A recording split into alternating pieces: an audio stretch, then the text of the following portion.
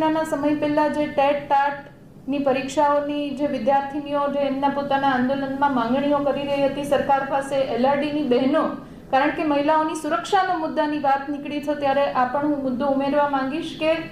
એ જ્યારે માંગણીઓ કરી રહી હતી કે અમને ન્યાય આપો, અમને નોકરી આપો, અમને સરકારે જે વાયદાઓ કર્યા છે કે અમારી ભરતી થશે, બસ પોતાના હક અધિકાર માટે ગાંધીનગર સુધી પોતે ધરણા કરવા માટે, ખૂબ શાંતિપૂર્ણ ધરણા કરવા માટે આવી, ત્યારે આ મહિલાઓ સાથેનો જે અમાનવીય વર્તન સરકાર દ્વારા કરવામાં આવ્યું ત્યારે એ ખૂબ નિંદનીય હતું. જે બહેનો ન્યાયની ગુહાર લગાડતી હતી કે અમારે ફક્ત માંગણી એટલી છે કે અમને સરકાર નોકરી આપી દે, પણ એની સાથે જો સરકાર જ આવું વર્તન કરશે